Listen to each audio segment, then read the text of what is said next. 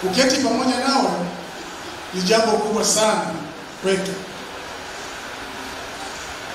Ninaomba kuchukua nafasi hii kukushukuru sana kwa kukubali mwaliko wetu kufika hapa, wewe binafsi kushiriki ibada hii ya wakfu wa jengo hili. Kuja kwako mahali hapa kunaonyesha jinsi gani Mungu ameweka ndani yako moyo wa unyenyekevu na utumishi.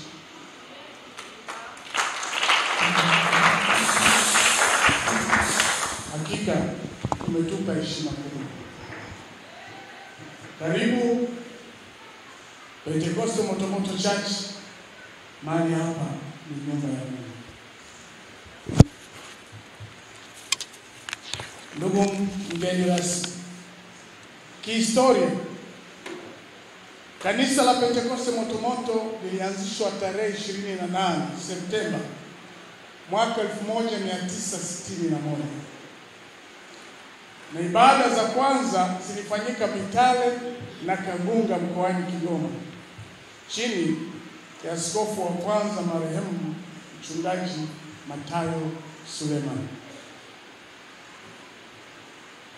Jimbo la Mashariki lenye makao makuu hapa Boko, Dar es Salaam, limeundwa na mikoa ya Dar es Salaam, Pwani, Morogoro, Lindi, Mtwara, Tanga, Iringa, Dodoma na Zanzibar. Mahali hapa jengo la kwanza la kuabudia lilijengwa kwa kuta za makuti na paa za makuti ya migazi na minazi chini ya mchungaji wa kwanza Lucas Rufene aliyechunga tawi hili toka mwaka 2007 mpaka mwaka 2014. Kufuatiwa na mchungaji Jackson Ngabo, na mchungaji wa tatu ndiye Askofu Eliasaf Matayo toka Julai 2016. Nawashukuru sana wachungaji waliotangulia kulichunga kanisa hili kwa kazi njema walioifanya. Bwana amewaandalia taji ya uzima wasipozimia njiani. Napenda pia kumshukuru mzee wa kanisa Jonathan Miarazo kwa kutoa bure sehemu ya kiwanja chake ambapo kanisa la kwanza lilijengwa, mahali ambapo kwa sasa nipo kuna nyumba ya mchungaji.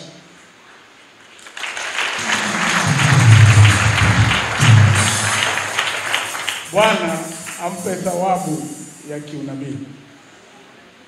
Kwa namna ya pekee napenda kumpongeza sana Askofu Eliasaf Matayo kwa maono ulionayo kwa kanisa. Najua maendeleo haya tuliyoyapata ni sehemu ndogo tu ya yale utakayosimamia. Mungu akubariki sana wewe pamoja na familia yako kwa kujitoa kwa kazi ya Mungu. Kadhalika napenda kuwapongeza sana waumini wa PMC Boko kwa umoja wao kwa kuweza kujenga jengo hili la kanisa ambalo ni zuri, la kisasa, litakalodumu kwa miaka mingi. Hongereni sana waumini wa Boko na Bwana awabariki. Ndugu mgeni rasmi, kwa niaba ya Baraza la Maaskofu ninatoa pongezi za dhati kwa serikali ya awamu ya 6 ya Jamhuri ya Muungano wa Tanzania kwa kuendeleza maono ya serikali ya awamu ya 5 pamoja na kuondoa baadhi ya mambo yasiyo ya manufaa katika uongozi wa nchi. Kauli ya Rais wa Jamhuri ya Muungano wa Tanzania Mama Samia Suluhu Hassan ya kusimamia nchi kwa maana ya uchumi, kuwa kipaumbele cha kwanza inaungwa mkono na kanisa hili. Tumeona dhamira ya kweli ya serikali ya awamu ya 6 ya kuzingatia msingi wa katiba na kuilinda haki. Maana imeandikwa katika Mithali 14:34, haki huinua taifa. Uchumi endelevu hujengwa palipo na misingi ya haki. Uzinduzi wa ujenzi wa SGR kule Mwanza na matarajio ya reli hiyo kufika mkoani Kigoma, kuendelea ujenzi wa mradi wa kufua umeme wa Julius Nyerere kule Lindi, na serikali kutenga fedha katika kuendeleza kuimarisha kampuni ya ndege ya Tanzania ni baadhi tu ya mambo yanayowapa Watanzania imani juu ya serikali ya awamu ya 6. Kuimarika kwa ushirikiano katika nchi za Afrika Mashariki na diplomasia ya kimataifa kunaleta fursa nyingi katika ajira, elimu, biashara na uwekezaji kwa Watanzania. Jambo hili tunaomba liimarishwe. Azma ya serikali ya kuondolea watu kesi ambazo chanzo chake ni chuki na sio maslahi ya taifa ni njema sana. Wapo watu wengi, hata maaskofu, ambao wanaambiwa kuwa sio raia wa Tanzania kwa sababu ya chuki ya watu fulani. Katika Nyakati wa Pili sura 9 na mstari wa 8, Biblia inasema hivi, na nukuu: "Na ahimidiwe Bwana Mungu wako aliyependezwa nawe ili akuweke juu ya kiti chake cha enzi kuwa mfalme wake Bwana Mungu wako, kwa kuwa Mungu wako amewapenda Israeli kuwathibitisha milele. Kwa hiyo amekufanya wewe kuwa mfalme juu yao, ufanye hukumu ya haki." Mungu akuongoze katika kutenda mapenzi yake.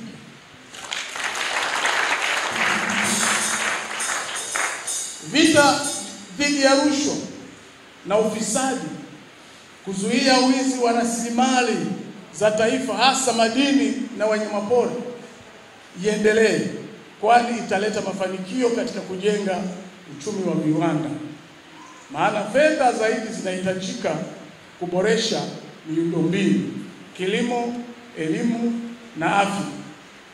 Kama kanisa la Mungu, tutaendelea kuwahimiza waumini wetu kufanya kazi kwa bidii na kwa uadilifu na kuzingatia miongozo yote ya serikali kuhusu sera za uchumi na utawala wa sheria. Ninapenda pia kuipongeza serikali kwa maamuzi ya hekima juu ya chanjo ya uviko 19. Kiroho tunajua kwamba ugonjwa huu ni wa kishetani, kwani hofu inatanda ni kubwa. Watu wanakufa, lakini sio kwa kiwango ambacho kingeleta hofu kubwa sana, hata watu kuona ya kuwa dunia inazimia. Hata baadhi ya wakuu wa dunia wakidhoofishwa na ugonjwa huu. Katika Isaya sura ya 24 mstari wa 18 inasema, na nukuu: "Itakuwa kila akimbiaye sauti ya hofu ataanguka kwa shimo, na kila apandaye na kutoka shimoni atanaswa na mtego, kwa maana madirisha yaliyo juu yamewekwa wazi na misingi ya dunia inatikisika." Hivyo msimamo wa serikali kuifanya chanjo ya virusi vya korona kuwa ni hiari ni jambo jema sana. Lakini tunaomba nchi mtangulize Mungu kupata uponyaji na sio akili za wanadamu, kwa maana hakuna mwanadamu anayeweza kumshinda shetani na magonjwa yake isipokuwa ni Yesu Kristo.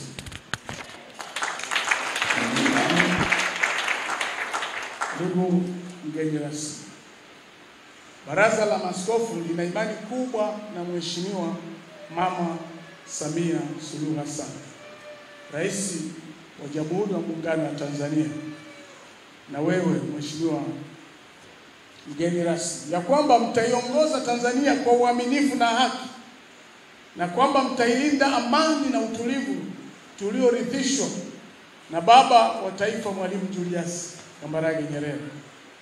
Tumeona serikali ikikutana na makundi tofauti ya kijamii, wazee, wanawake, vijana, viongozi wa dini na wafanyabiashara. Jambo hili ni moja ya chanzo cha imani yetu kwa serikali yako. Amani na utulivu ni tunu ya taifa hili. Nchi yetu haina dini. Watu wote wana uhuru wa kuabudu katika imani zao kwa kufuata sheria za nchi. Tunaomba jambo hili lidumishwe mahali popote katika Tanzania. Ubaguzi wa kikabila na kikanda tunaomba usipewe nafasi na serikali ya awamu ya 6. Tunaomba serikali iendelee kupanga na kusimamia ukuaji wa uchumi kwa kila sekta ili kuondoa umaskini wa kipato na kuhakikisha kuwa uvunaji wa rasilimali za Tanzania unamnufaisha Mtanzania mmoja mmoja. Mheshimiwa mgeni rasmi, naomba niongee kuhusu maadili ya jamii.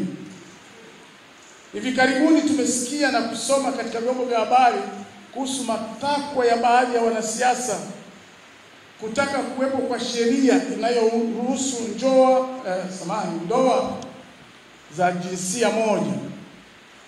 Jambo hili ni chafu mbele za Mungu na laana kwa taifa, na ni dhambi iliyoteketeza Sodoma na Gomora.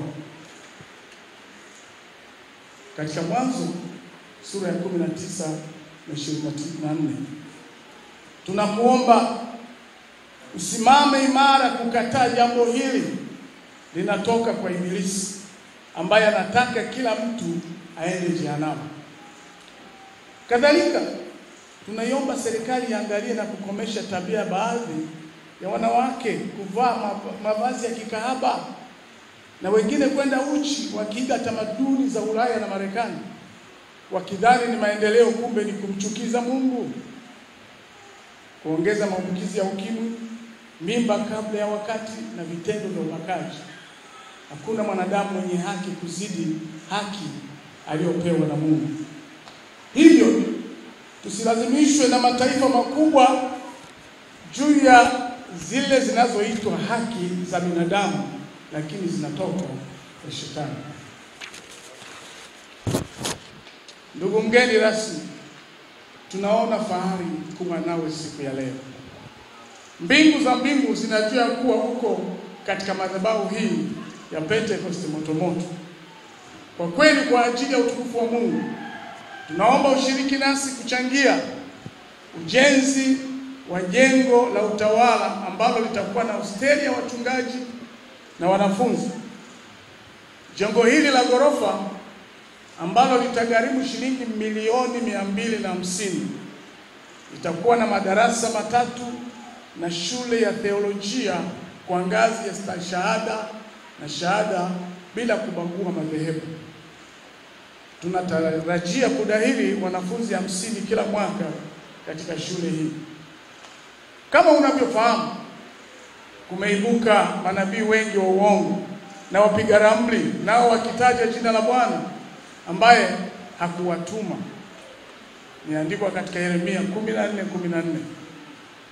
Kuwepo kwa shule ya theolojia kunalenga kutoa elimu ya kweli ya Biblia ili watu wavutwe kwenye elimu ya uongo, maana imeandikwa, watu wangu wameangamizwa kwa kukosa maarifa. Ndugu mgeni rasmi, nafasi ulionayo ni cheo katika ulimwengu wa mwili, lakini ni kiti cha enzi katika ulimwengu wa roho. Kiti cha enzi ni nafasi ya utawala iliyoko katika ulimwengu wa roho, ambayo ni mamlaka juu ya mwelekeo wa maisha ya watu. Vipo viti vya enzi ya Shetani, maana imeandikwa katika Ufunuo sura ya 2 mstari wa 15. Na pajua mahali ukaapo ndipo penye kiti cha enzi cha Shetani. Hivyo Tunamwomba Mungu akulinde na kukuweka katika nafasi hiyo, lakini azidi kukuinua katika utukufu mwingine, maana umetupa heshima kubwa kwa kuwa nafasi siku ya leo. Maandiko yanasema katika Wafalme wa kwanza sura ya 2 mstari wa 12, basi Sulemani akaketi kwenye kiti cha enzi cha Daudi baba yake, na ufalme wake ukawa imara sana. Naomba ufalme wako uwe imara kweli kweli. Ndugu mgeni rasmi, mwisho imeandikwa katika waraka wa 3 wa Yohana sura ile ya 1 mstari wa 2. Mpenzi, naomba ufanikiwe katika mambo yote na kuwa na afya yako kama vile roho yako ifanikiwa. Ninaomba ufanikiwe katika roho, ndipo utaona mafanikio katika utawala wako na baada ya maisha haya ya hapa duniani. Ukawe mfalme na kutawala pamoja na Yesu milele. Kwa unyenyekevu mkubwa, naomba kukaribisha tena Pentecost Motomoto Church.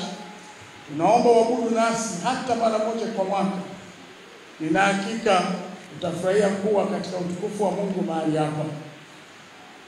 Sasa niombe askofu wa jimbo hili la Mashariki aongoze maombi ya maaskofu kukuombea wewe pamoja na nchi yetu ya Tanzania, ili aiponye na uviko 19, aendelee kuifanya kuwa kimbilio la mataifa na kuimarisha uchumi wetu.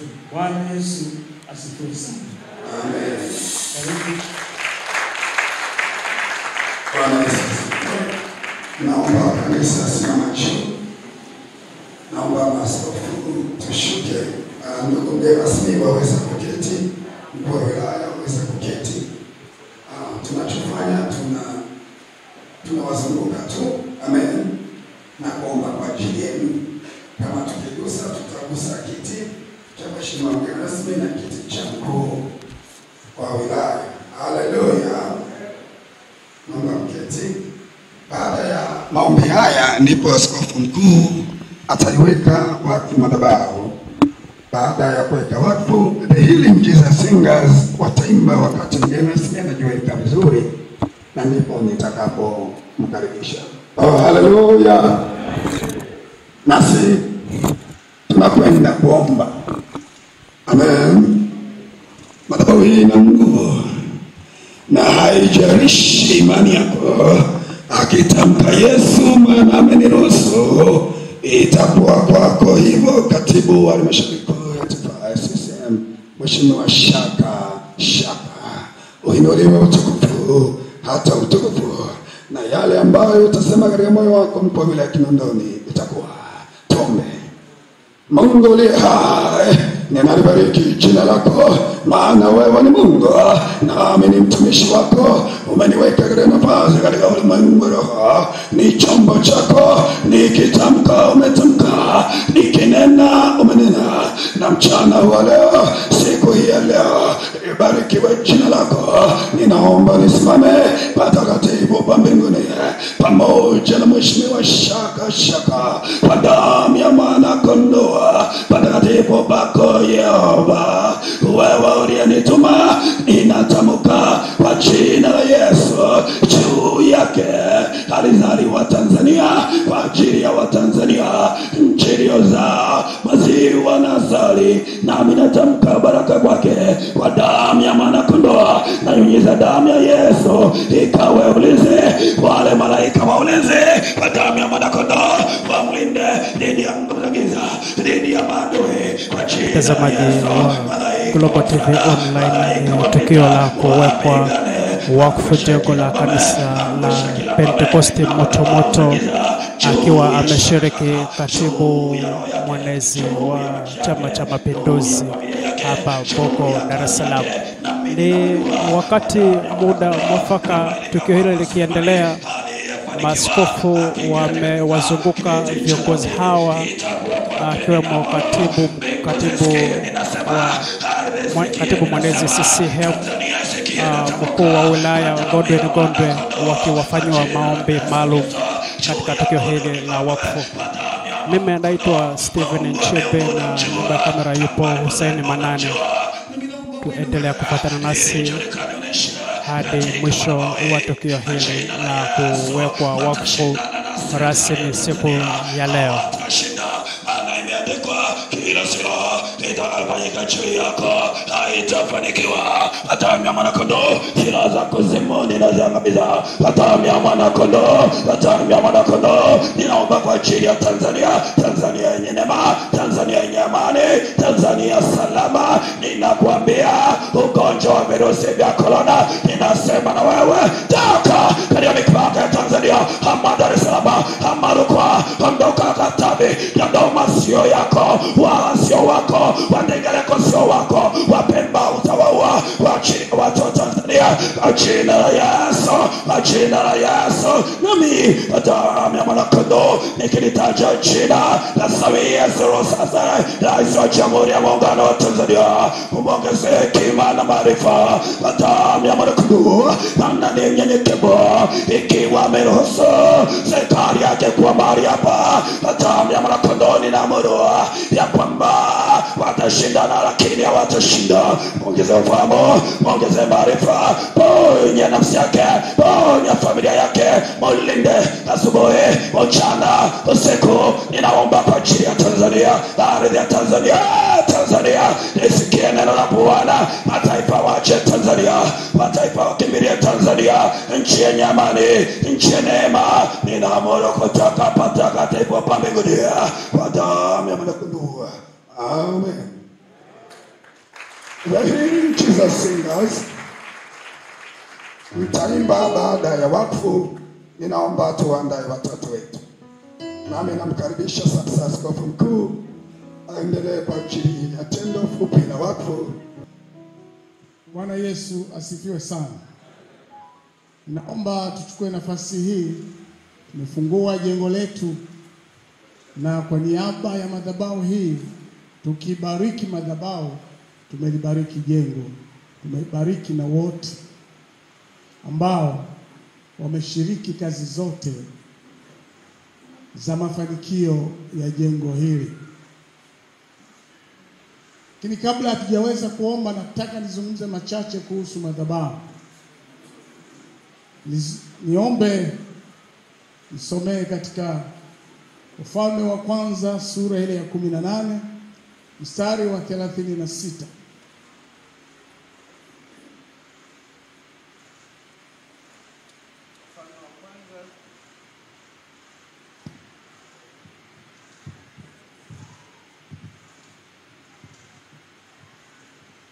Wafalme wa Kwanza sura ya 18 mstari wa 36, Biblia inasema, ikawa wakati wa kutoa dhabihu ya jioni, Elia nabii akakaribia akasema, Bwana Mungu wa Ibrahimu na wa Isaka na wa Israeli, na ijulikane leo ya kuwa wewe ndiwe Mungu katika Israeli, na ya kuwa mimi ni mtumishi wako, na ya kuwa umefanya mambo haya yote kwa neno lako.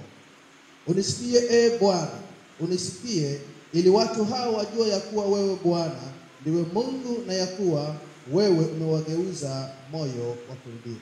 Asante. Bwana Yesu asifiwe sana. Madhabahu ni nini? Kwa lugha rahisi, madhabahu ni kiunganishi cha ulimwengu wa mwili na ulimwengu wa roho. Kwa lugha nyingine tunaweza kusema kwamba madhabahu ni daraja linalounganisha mwanadamu aliye katika mwili aunganishwe na Mungu aliye katika roho. Bwana Yesu asifiwe sana. Sasa madhabahu inaundwa na mambo matano. Tazungumza kwa ufupi sana. Madhabahu inaunganishwa na inatengenezwa na mambo matano. Jambo la kwanza ni Mungu wa madhabahu. Huyu Mungu wa hii madhabahu ni Mungu gani? Maandiko tuliyosoma, Elia alikuwa pamoja na manabii wa Baali. Taifa la Israeli limekwenda kinyume na mapenzi ya Mungu, wanaabudu mabaali. Lakini alikuja akauliza watu, mtasitasita katika mawazo mpaka lini? Kama ni Mungu mwabuduni Mungu, kama ni miungu haya kaabuduni miungu hiyo. Maandiko yanasema akawaambia manabii wa Baali, tengenezeni madhabahu. Wakatengeneza. Zipo taratibu zilizotumika, wakaweka kila kitu. Anawaambia iteni Mungu wenu ateketeze hiyo dhabihu iliyoko kwenye madhabahu, lakini haikuwezekana. Maandiko yanasema walicheza kwenye madhabahu mpaka Elia aliwabeza akawaambia kwamba hebu mjikate na nyembe, mili yenu ichuruzike damu, labda Mungu wenu atakuja. Maandiko yanasema hapakuwa na chochote. Lakini ilipofika zamu ya Elia, maandiko yanasema akatengeneza madhabahu kwa jina la Bwana. Bwana Yesu asifiwe sana. Madhabahu hii, watu wa Boko, imetengenezwa kwa jina la Bwana. Elia alipoomba, moto ulishuka kwa sababu ilikuwa madhabahu ya Bwana. Ni maombi yangu kwamba madhabahu hii itoe moto wa kuponya, itoe chemchemi ya kuponya watu wa Dar es Salaam, itoe chemchemi ya kuponya taifa la Tanzania, itoe chemchemi ya kuiponya Afrika. Bwana Yesu asifiwe sana. Elia alipoomba, moto ukashuka kwenye madhabahu ya Bwana. Biblia inasema kwamba wote walisema hakika Mungu wa Elia ni Mungu wa kweli. Kwa hiyo hii madhabahu ni madhabahu ya Bwana. Iseme neno, madhabahu inasema, madhabahu inasikia. Na ndio maana ukisimama katika madhabahu ukisema neno, Mungu anasikia, kwa sababu amesikia kupitia madhabahu. Jambo la pili ni kuhani wa madhabahu. Kuhani wa madhabahu. Kuhani ni mchungaji. Anasema neno. Katika sura ya 17 ile ya Wafalme wa kwanza, Biblia inasema Elia alisimama akasema, kwa sababu mmekwenda mbali na Mungu, hakutakuwa na mvua muda wa miaka 3. Na ikawa. Kwa nini? Alikuwa kuhani wa Mungu kwenye madhabahu ya Bwana. Bwana Yesu asifiwe sana. Hata katika kitabu cha Maombolezo, ukisoma sura ya 3 mstari wa 37, maandiko yanasema, nani aliyesema neno likafanyika kama Mungu hayuko pamoja naye? Hayupo. Tunaomba kuhani wa madhabahu hii, useme neno na Mungu asikie. Useme neno na madhabahu hii kubalike mbele za Mungu. Bwana Yesu asifiwe sana. Jambo la tatu ni nguvu ya madhabahu. Nguvu ya madhabahu inaletwa na utakatifu wa kuhani na maombi ya washirika. Nguvu ya madhabahu si kuhani peke yake, hata ninyi washirika, maombi yenu, utakatifu wenu, taratibu zenu za maisha yanayompendeza Mungu yanaleta nguvu katika madhabahu hii. Jina la Bwana libarikiwe. Kwa hiyo itategemea na inategemea, na ni maombi yangu kwamba maisha yenu matakatifu yatailetea nguvu madhabahu hii. Na kuhani wenu, kwa sababu ya muda wake mwingi huko kwenye maombi, Mungu atajidhihirisha na Mungu ataonekana. Jambo lingine ni sadaka ya madhabahu au dhabihu. Sadaka inamtumikia yule aliyeitoa. Sadaka zenu katika madhabahu hizi zitafanya mfanikiwe. Neno mbele za Mungu. Utamwambia Mungu kitu kwa sababu umeshiriki sadaka yako katika madhabahu ya Bwana. Na jambo la tano na washirika wa madhabahu. Jinsi mtakavyojitoa kwa Bwana. Jinsi mtakavyojitoa kwa Bwana katika madhabahu hii. Mmefanya kazi kubwa mpaka leo. Kwa kweli Mungu awabariki sana, kwa sababu ni mioyo ya upendo imefanya kazi hii kubwa. Sasa endeleeni ili madhabahu hii iwe madhabahu ya Mungu wa kweli, iwe madhabahu ambayo akisimama kuhani akisema neno na Mungu anasikia, kwa sababu nguvu yenu na nguvu ya kuhani zinampa Mungu utukufu. Jina la Bwana libarikiwe. Kwa hiyo ninashukuru sana kwamba madhabahu hii tunaiweka wakfu siku ya leo, kwamba Bwana anakwenda kuifanya madhabahu hii iwe kimbilio, kama slogan yetu inasema kwamba hii ni nyumba ya makimbilio. Kwa hiyo tunakwenda kuifanya madhabahu hii iwe madhabahu ya Bwana. Bwana Yesu asifiwe sana. Tunaiweka madhabahu kwa Bwana ili Bwana ajidhihirishe na aonekane katika madhabahu hii, ukuu wa Mungu uonekane. Yeyote atakayekuja na shida katika madhabahu hii, Bwana akutane na shida yake, Bwana ajidhihirishe kama Mungu wa kweli. Bwana Yesu asifiwe sana. Naomba tusimame tumuombe Mungu.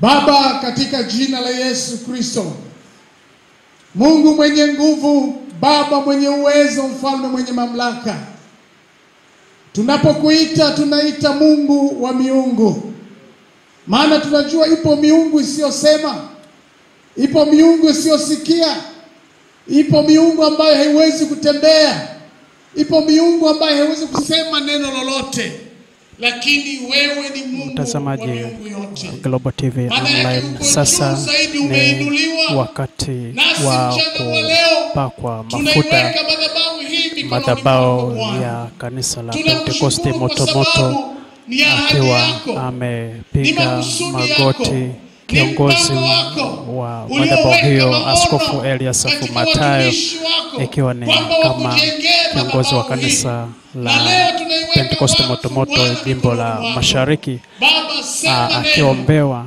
pia na kupakwa mafuta pamoja na hii madhabahu.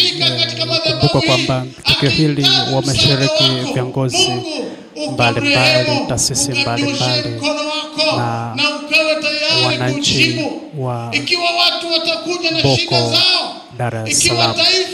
Nikukumbusha kwamba tukio hili ni live moja kwa moja kutoka hapa Boko, Dar es Salaam, na mimi naitwa Stephen Nchimbi. Nyuma ya kamera yupo Hussein Manane, endelea kufuatana nasi. Lakini nikukumbusha kwamba tukio hili mgeni rasmi ni Shaka, katibu mwenezi wa Chama cha Mapinduzi, akiwa ameongozana na Mheshimiwa DC Gondwe kutoka wilaya ya Kinondoni. Ukasikiliza kutoka mbinguni, ukajibu kama ulivyojibu siku ile ya Elia. Baba, moto ulishuka kutoka mbinguni. Tunasoma kwamba uliteketeza hata maji, ulitaka kuonyesha ukuu wako. Nasi tunaomba chemichemi ya uzima itakayobubujika kutoka katika madhabahu hii iweze kuambukiza taifa la Tanzania, Afrika Mashariki, Afrika nzima na ulimwengu. Watu wajue mahali hapa Mungu yupo, watu wajue uwezo wako uko mahali hapa, watu waone mamlaka yako ikitoka mahali hapa, ikitawanyika kuponya watu, kuinua mataifa, kuinua wenye shida ambao Bwana umewaleta ili kuja kutambua kwamba wewe ndiye Mungu usiyeweza kubadilika. Bariki watu wako wote waliochangia kwa njia moja au nyingine, fedha yao, nguvu yao, muda wao, ambao Bwana wamefanya kazi hii kubwa. Baba, ukawakumbuke, ukawabariki.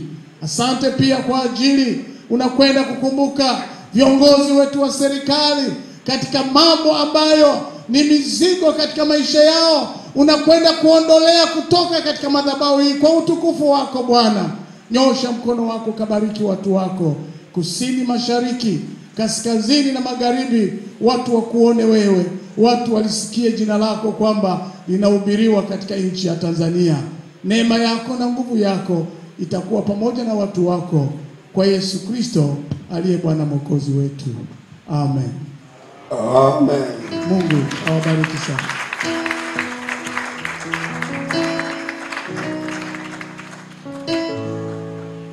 Bwana Yesu apewe sifa.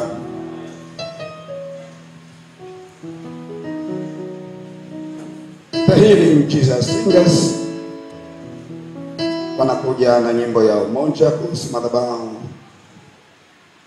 Once again, I want to recognize the presence of a full of us. So it is for the first time to be here. It is our great honor to have you great people today. Oh, hallelujah. Amen. Watoto wazuri, fanya haraka. Baada ya nyimbo hii ndipo nitakapo mkaribisha mgeni wetu rasmi, ndugu yetu Shaka, katibu wa halmashauri kuu ya taifa, kufahamika kwa uenezi na itikadi. Ni heshima kuwa naye siku ya leo na uongozi wa serikali wilaya ya Kinondoni. The Healing Jesus Singers.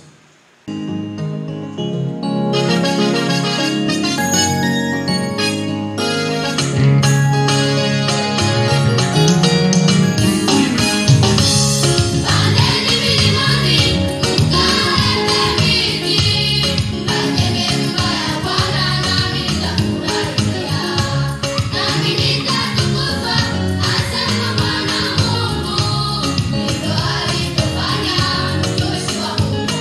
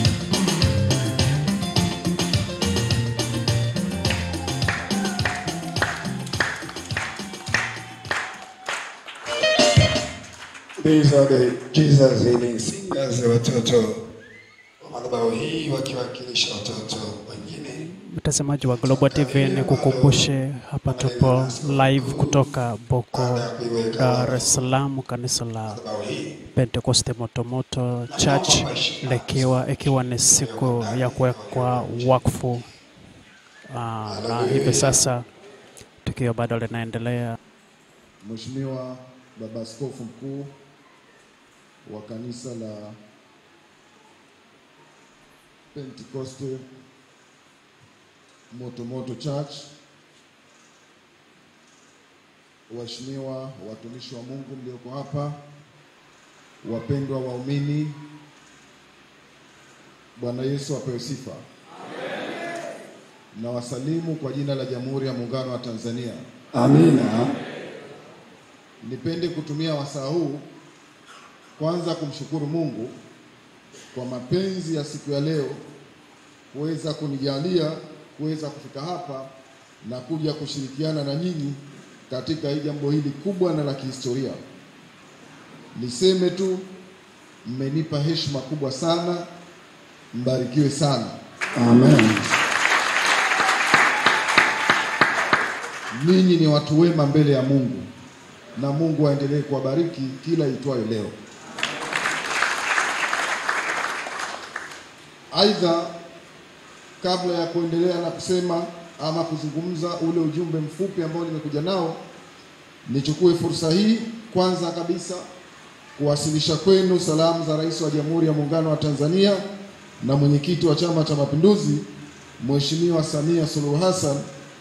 Leo hii asubuhi, wakati nikimjuza kwamba nakuja kuungana na ninyi katika jambo hili kubwa la kihistoria, Mheshimiwa Rais aliniambia na alinielekeza nifikishie salamu zangu za heshima kwa waumini na wapendwa wa kanisa la Pentecoste Motomoto Church. Mheshimiwa Rais anakumbuka kwamba amewahi kushiriki na ninyi katika ibada kule Kigoma, lakini katika maeneo mbalimbali ambayo mmekuwa mkimshirikisha akiwa makamu wa rais na hatimaye sasa Rais wa Jamhuri ya Muungano wa Tanzania. Anatambua na kuthamini sana juhudi zenu katika kuliombea na kulipigania taifa letu la Tanzania. Mheshimiwa Rais ameniagiza niwaambie kwamba serikali yake daima itaendelea kuheshimu na kuthamini jitihada za waumini wa dini zote katika kusongesha maendeleo ya taifa kiimani na kimaendeleo. Hivyo anawategemea sana katika kumuunga mkono kuliendesha taifa hili. Hizo ni salamu za Mheshimiwa Rais asubuhi ya leo, lakini pia hakutosha na salamu hizo, amenipa na neno la kuja kuambia ambalo nitawaambia huko baadaye. Ninayo furaha kubwa kushiriki nanyi katika ibada hii na tukio hili muhimu la kuweka wakfu na hatimaye kuendesha harambee hii muhimu katika kuitikia wito wa Mwenyezi Mungu. Hii ni heshima kubwa kama ambavyo nilisema kupata mwaliko huu mbele za Mwenyezi Mungu.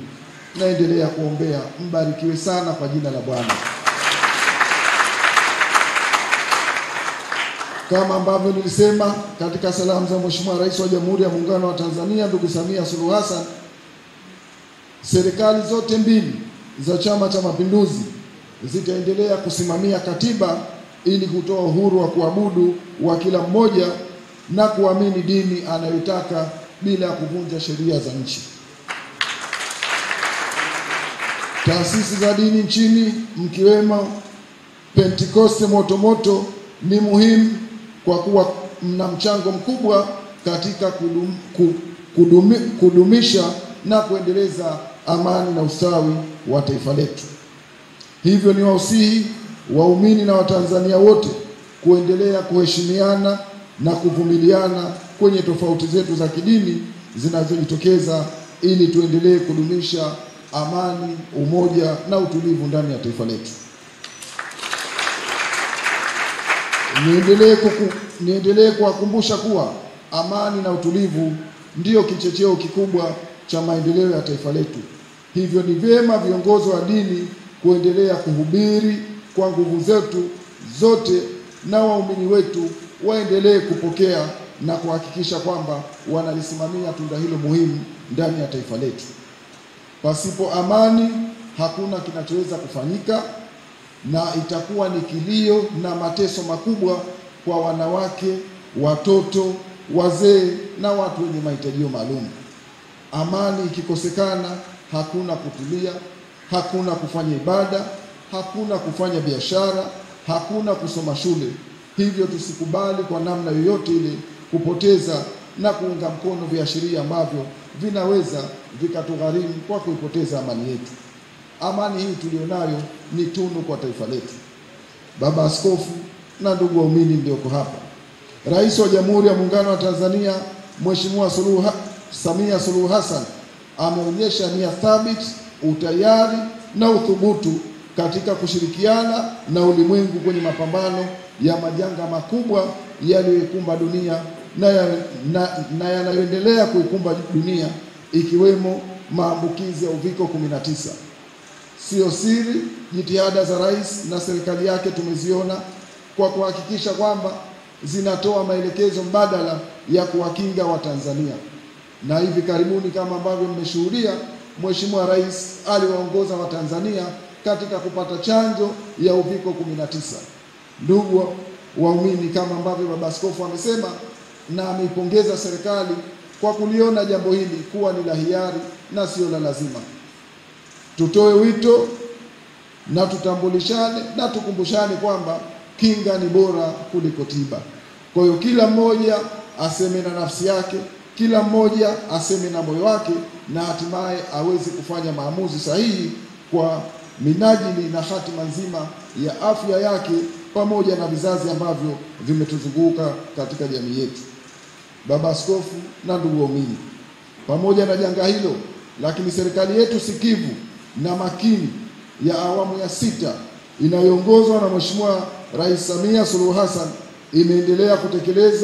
imeendelea utekelezaji wa mipango madhubuti ya kuwaletea maendeleo wananchi kijamii, kiuchumi na kisiasa, ikiwa ni pamoja na kudumisha yote yaliyoanzishwa na awamu zilizopita na kubuni mengine mapya ambayo yataliletea taifa letu maendeleo endelevu.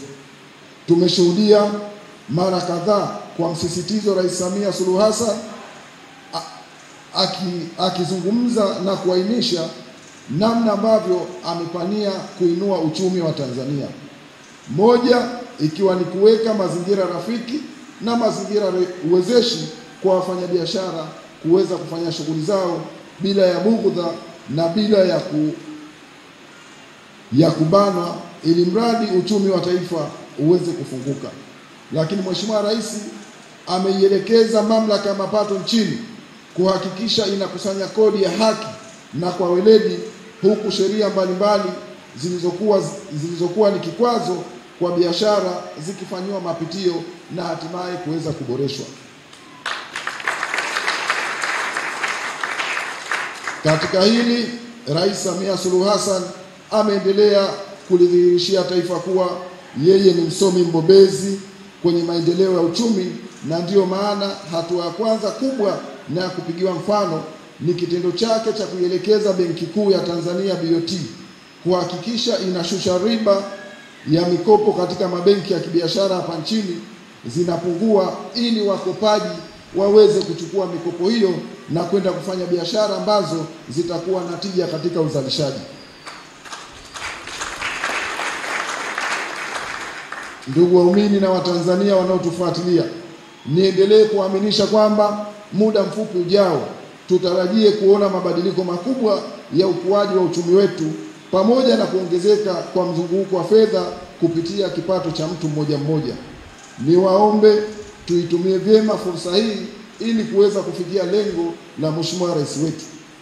Wakati hilo akilisimamia kwa uweledi, ameendelea kuthamini jitihada za kuzalisha makada. Wote mmesikia kwa mara ya kwanza kabisa, haijawahi kutokea. Mheshimiwa Rais ametoa shilingi bilioni 100 kuongeza kwenye bajeti ya mikopo baada ya waombaji wale kukosa mikopo ile. Mheshimiwa Rais ametoa fedha hizo ili kuwawezesha wote kuweza kupata fursa ya kuendelea kupata elimu ya juu katika vyuo mbalimbali nchini. Aidha, pamoja na changamoto ya korona iliyopo, lakini Mheshimiwa Rais ametoa bilioni 1.5 kila jimbo kwa ajili ya kuwapatia wakala wa barabara ili kuboresha miundombinu yetu ya barabara kwa lengo na dhamira ya kuimarisha ukuaji wetu wa uchumi.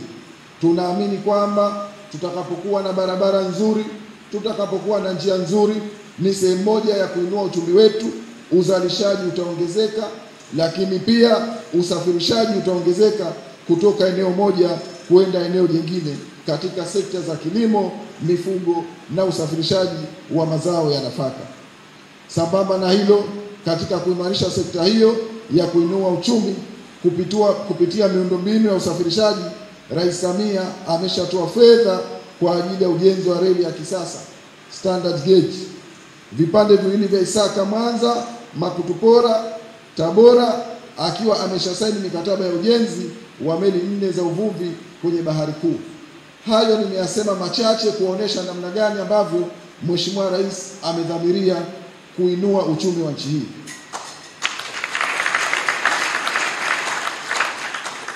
Niwahakikishie ndugu waumini na Watanzania, mambo makubwa na mazuri yanakuja. Endeleeni ama tuendelee kumuunga mkono Rais Samia Suluhu Hassan ili aweze kutuongoza vyema, hasa katika eneo hili la kutuletea maendeleo endelevu. Baba Askofu na ndugu waumini, tuendelee kumshukuru Mungu, kwani mapenzi yake ni makubwa kwa Tanzania.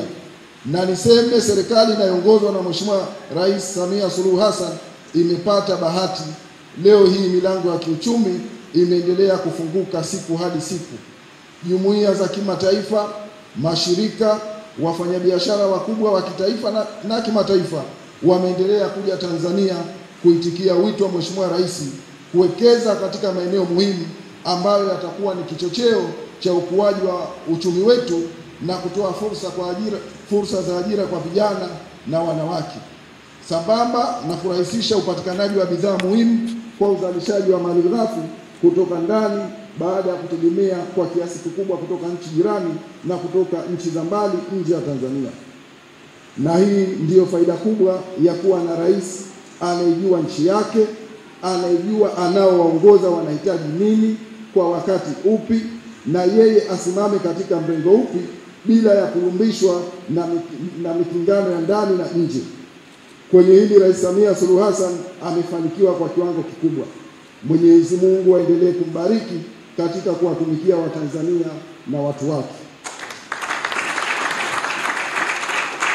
Baba Askofu, ninayo fahari kubwa kusimama hapa kumzungumzia rais wetu ambaye amekuwa ni kioo na kinara ndani ya nchi yetu. Rais wetu wa Jamhuri ya Muungano wa Tanzania ameudhihirishia umma ndani na nje kuwa anaielewa vyema nchi anayoiongoza, lakini pia anao washauri mahiri wenye weledi katika fani mbalimbali, pamoja na kuweka mbele maslahi ya taifa.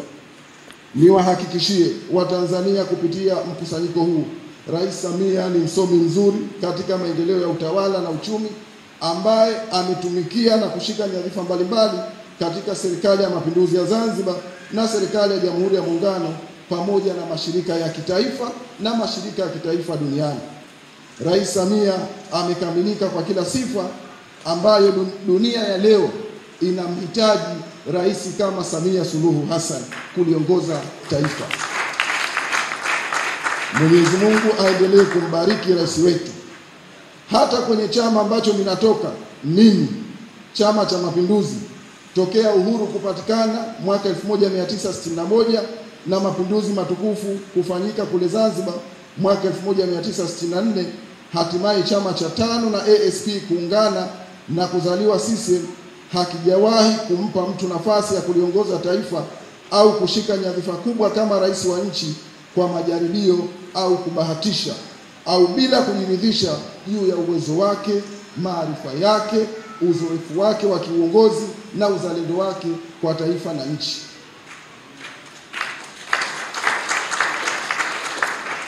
Na hapa naomba niseme, pamoja na kwamba sio sharti la kisheria wala kikatiba linalomtaka muhusika kuifahamu jiografia ya historia ya Zanzibar, unaweza ukaijua Kagera lakini usikijue kisiwa cha Pemba. Unaweza ukaijua Mtwara lakini usijue Rombo. Ukesha kuwa na mamlaka makubwa ya kinchi, Mwenyezi Mungu anakupa upeo, Mwenyezi Mungu anakusimamisha, kwa sababu unayo mihimili ambayo inakufanya uweze kulifahamu taifa lako usiku, mchana, jioni na nyakati zote. Rais Samia amefanikiwa sana kuijua Tanzania na nini mahitaji ya Watanzania. Tuendelee kumwombea. Nichukue nafasi hii kuhakikishia Watanzania, rais wao Samia Suluhu Hassan ni mtu bingwa kabisa na anatosha. Hivyo wote kwa imani zetu tuendelee kumwombea kwa Mwenyezi Mungu. Mwenyezi Mungu ampe maono, Mwenyezi Mungu ampe ujasiri, Mwenyezi Mungu ampe uthubutu wa kusimama katika kutuongoza na kutupigania Watanzania. Baba Askofu na ndugu waumini, nimelazimika kuyasema haya ili muone namna Mwenyezi Mungu anavyotupenda na anavyolipenda taifa hili.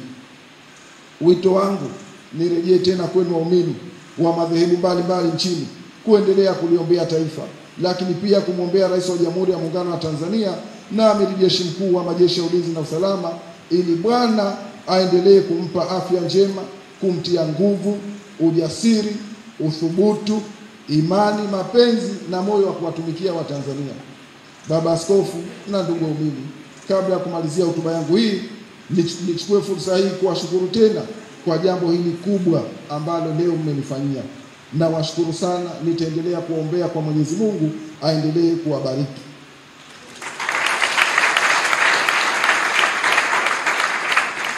Najua leo Baba Askofu umenipa jukumu hili zito la kuongoza harambee ya kuhamasisha michango kwa ajili ya ujenzi wa hosteli ya watumishi wa Mungu mahali hapa. Kabla sijasema mchango, naomba niwaeleze waumini na wasio waumini wa kanisa au dhehebu hili kuwa zipo baraka tele kwa kushiriki ujenzi wa nyumba kwa ajili ya kufanikisha neno la Mwenyezi Mungu lihubiriwe kwa ufanisi.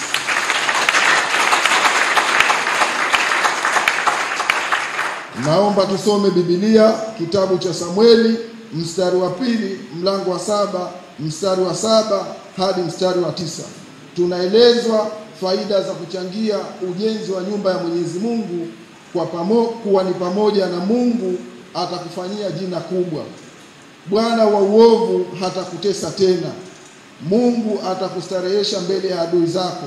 Uzao wako utakuwa imara na wenye baraka. Hivyo tujitahidi kujitolea kushiriki kwa moyo wetu wote katika mambo haya mema ya kumtumikia Bwana Mungu. Niendelee kuwashajihisha, michango yetu ni muhimu na hizi ni sadaka muhimu leo duniani na kesho mbele ya Mungu. Ni imani yangu kwamba tutaitikia wito huu kama alivyoitikia Mheshimiwa Rais wa Jamhuri ya Muungano wa Tanzania na Amiri Jeshi Mkuu wa Majeshi ya Ulinzi na Usalama. Na ndio maana nikasema kabla ya kuja hapa, Mheshimiwa Rais aliniambia, na mimi katika kuitikia wito wa Bwana Mungu, nenda kawaambie waumini nimewapa shilingi milioni 10 kuunga mkono. Haleluya.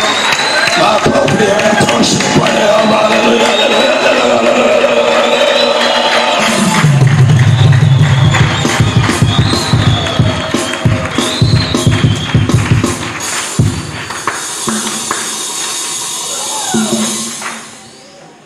Mheshimiwa Rais amewapa milioni 10, lakini amesisitiza kwamba ataendelea kuwa na ninyi nyakati zote mtakapohitajia, na milango iko wazi ili tulisongeshe taifa hili liweze kuendelea.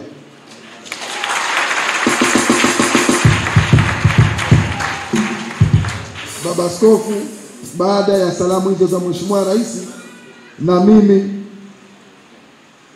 nimevutiwa sana na ndugu zetu hawa, watoto wetu ambao nao wanachipukia vyema katika kumtumikia Mungu, na mimi nimewazawadia shilingi 200,000 kama ni sehemu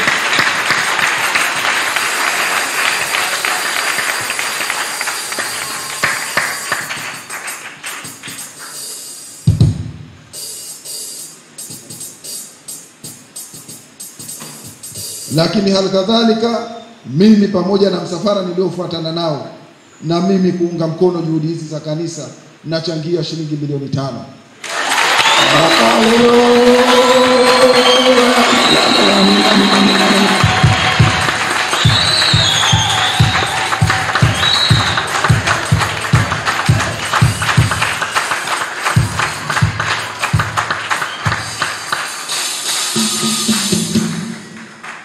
Endeleeni kumwombea Mheshimiwa Rais, endeleeni kuliombea taifa, tuendelee kuwa wamoja. Umoja ni nguvu, utengano ni udhaifu. Yote yamewezekana leo kwa sababu ya umoja wetu. Yote yamewezekana leo kwa sababu ya mshikamano wetu. Yote yamewezekana leo kwa sababu ya kutanguliza maslahi ya taifa mbele. Ndio maana tumekuwa na mafanikio. Niwaombe na wale wote ambao watapata fursa ya kuchangia, basi tumieni fursa hii kupeleka ujumbe wenu kwa Bwana Mungu kwamba ninyi ni wanyenyekevu na mko tayari kumtumikia. Baada ya kusema hayo, nawashukuru sana, mbarikiwe sana. Asanteni sana kwa kunisikiliza.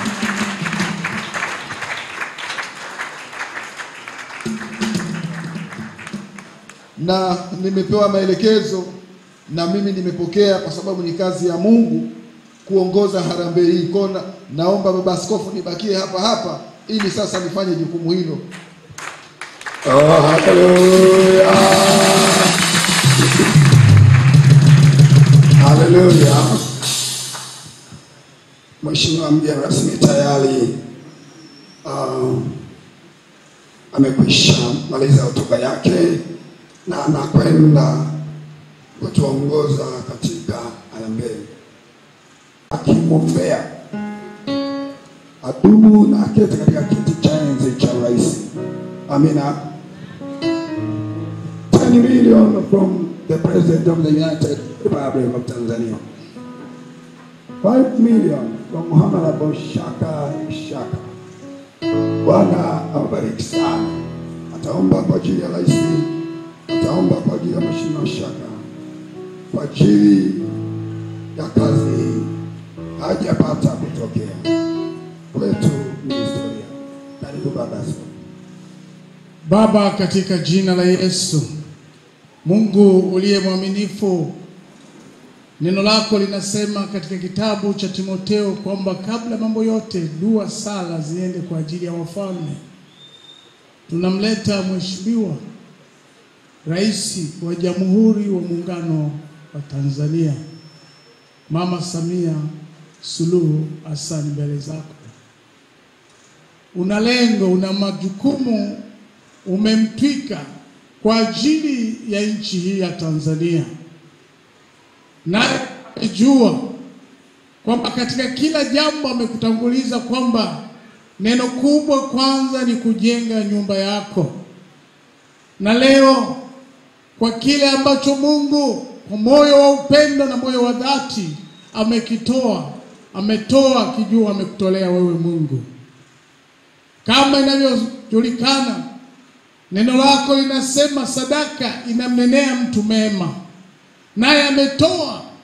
Mungu, tunamweka mbele zako, ukambariki, ukampe hekima, ukampe maarifa, atokapo aingiapo, anapofikiria juu ya Watanzania milioni 60 ambao wanatakiwa kuongoza, awape neno. Mpe maneno ya hekima ya kuwainua Watanzania, mpe maneno ya hekima ya kuwapa afya Watanzania, mpe maneno ya hekima ya kuwapa mafanikio Watanzania, mpe neno la hekima ili Watanzania wainuliwe kwa utukufu wako Bwana. Katika jina la Yesu, ukampe hekima kama alivyopewa Suleiman, maana kaiongoza nchi ile ya Israeli kwa utukufu wako Bwana. Alalapo amkapo akuone wewe, ukisema naye, ukijidhihirisha kwake, na baraka zako ziwe pamoja naye. Asante pia kwa ajili ya mtumishi wako Mheshimiwa Shaka, katika kile ambacho Mungu amekutolea wewe Bwana. Sadaka yake inene mema mbele zako, kama sadaka ya Abili ilivyonena ikawa na kumbukumbu, kama sadaka ya Cornelio ilivyonena ikawa na kumbukumbu, ukamkumbuke naye pia kwa utukufu wako Bwana. Utukufu na heshima vina wewe, ukawabariki, ukawatie nguvu, ukawape afya njema, na neema yako iwe juu yao. Utukufu na heshima vina wewe, kwa Yesu Kristo aliye Bwana Mwokozi wetu. Amen. Amen. Haleluya. Basi naomba nipate maelekezo kidogo kwa mgeni rasmi na kisha tutaendelea.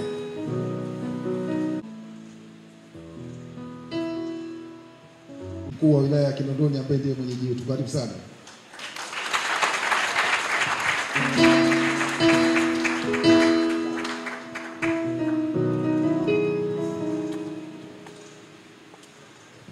Bwana Yesu asifiwe. Makofi kwa Mheshimiwa Shaka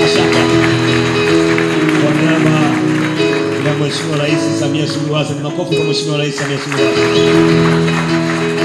Kwa niaba ya Mheshimiwa Mkuu wa Mkoa wa Dar es Salaam, Mheshimiwa mgeni rasmi, Mheshimiwa Amos Makalla ambaye ni kwa niaba yake, lakini atakuja yeye na mimi ningekuepo, maana mimi ndio niko Kinondoni. Yaani mimi wa kwenu mimi hapa. Wa kwenu Kinondoni. Kwa hiyo ningekuepo utakuja mkuu wa mkoa. Sasa kwa niaba ya Mheshimiwa Mkuu wa Mkoa wa Dar es Salaam, naomba Mheshimiwa mgeni rasmi Shaka, mimi nifanye kazi kamoja kadogo tu kwa ajili ya kumunga mkono Mheshimiwa Rais. Bwana Yesu asifiwe. Baba Askofu, kwa ruhusa yako, mgeni rasmi sana ruhusu hapa. Mimi kuna hela nazo mkononi hapa Mheshimiwa Shaka. Sasa hii shilingi 10,000 hii naiuza. Bwana asifiwe. Na kama 200,000 hapa. Kila ina 10,000 ngapi zinakuwa? 20. Naiuza kila 10,000. Kwa 10,000 zote naziuza hizo. Na Mungu mkono Mheshimiwa Rais, na Mungu mkono Mheshimiwa Shaka, na Mungu mkono Baba Askofu. Na wewe uniunge mkono mimi sasa hapa, ili tuunge mkono na kazi ya Mungu iendelee. Si ndio ndugu zangu? Labda kwa wale ambao wana wasiwasi ya kumtolea Mungu, naomba tusome Wakorintho wa pili. Wakorintho wa pili sura ya 9 mstari wa 6 mpaka pale 9 hivi. Ningependa mtu asome kwa sauti. Unapotoa yani wewe unanufaika, sio sisi. Bwana Yesu asifiwe. Unaanza kupata mtu akanisomea hiyo. Wakorintho wa pili. Mheshimiwa Shaka nataka niwaaminishe uliwasema wewe. Wakorintho wa pili sura ya 9 mstari wa 6 mpaka wa 9 hivi. Biblia inasema, lakini inasema neno hili. Apandaye haba atavuna haba. Ngoja. Huwa inapandwa nini? Mbegu. Wale watu tunapanda nini ndugu zangu? Si mbegu wewe. Usipopanda mbegu utavuna haba. Mheshimiwa Rais kapanda mbegu kanisani ndugu zangu. Amina. Unataka kuvuna hiyo na Mheshimiwa Rais, sikiliza sasa hivi. Apandaye kwa ukarimu atavuna kwa ukarimu. Unapotoa leo panda kwa nini? Sio maneno yangu, ni maneno haya hapa kwenye Biblia. Nimesoma mimi, si hapa Biblia ndugu zangu. Bwana Yesu asifiwe. Tuendelee. Kila mtu na atende kama alivyokusudia moyoni mwake. Haya, nyamaza kidogo. Ulipotoka nyumbani ulikusudia nini kutana na Mheshimiwa Shaka kumtolea Mungu? Hivyo ulivyokusudia ndio uje sasa utoe hapa. Bwana Yesu asifiwe. Waonielewa? Bwana Yesu asifiwe. Wenzao nimekabidhiwa na mgeni rasmi, mimi nimekabidhiwa na bosi wangu. Alafu na mimi nalijua neno kidogo. Bwana apewe sifa. Tuendelee. Si kwa huzuni wala si kwa lazima. Maana Mungu humpenda yeye atoaye kwa moyo wa ukunjufu. Hapo. Maana Mungu humpenda yeye atoaye kwa moyo wa ukunjufu. Hebu rudia hapo. Mungu anasema je, rudia hapo, sio mimi Mungu. Hebu rudia hapo. Kila mtu na atende kama alivyokusudia moyoni mwake. Si kwa huzuni wala si kwa lazima. Maana Mungu humpenda yeye atoaye kwa moyo wa ukunjufu. Huo mstari wa ngapi huo? Mstari wa 7. Wa 7, twende wa 8. Na Mungu aweza kuwajaza kila mtu neema kwa wingi, ili ninyi mkiwa na riziki za kila namna siku zote mpate kuzidi sana katika kila tendo jema. Hebu rudia hiyo. Na mimi kwa niangalie kwa Kiingereza.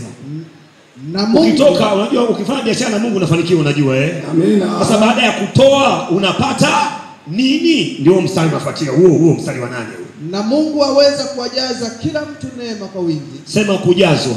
Kujazwa. Sema kujazwa. Kujazwa. Sema najazwa na Mungu. Najazwa na Mungu. Anza tena hiyo. Nataka ujue, yaani ukitoa Mungu afanya nini? Anajaza. Wangapi nataka kujazwa na Mungu? Mheshimiwa Shaka nataka kujazwa na Mungu. Situmge kwa Mheshimiwa Rais. Na Mungu aweza kuwajaza kila mtu neema kwa wingi. Neema kwa wingi. Ili ninyi mkiwa na riziki za kila namna siku zote mpate kuzidi sana katika kila tendo jema. Yaani utapata kwa kuzidi sana. Kama unakaa hela kadogo unataka upande mbegu, panda utapata kwa wingi sana. Kama hujaoa unataka mchumba utapata mchumba. Kama hujajenga utajenga nyumba. Bwana Yesu asifiwe. Kama biashara yako ina yumba itasimama sana. Hivi mmenielewa lakini? Niendelee au nisiendelee? Mheshimiwa Shaka umenikabidhi mwenyewe hapa. Wewe unataka nini kwa Mungu? Wewe unataka nini kwa Mungu? Sasa madhabahu haya hapa. Simesema analipa ya madhabahu. Tuendelee wa 9. Mstari wa 9 Biblia inasema. Kama ilivyoandikwa, ametapanya, amewapa maskini haki yake yakaa milele. Arudia wa nani?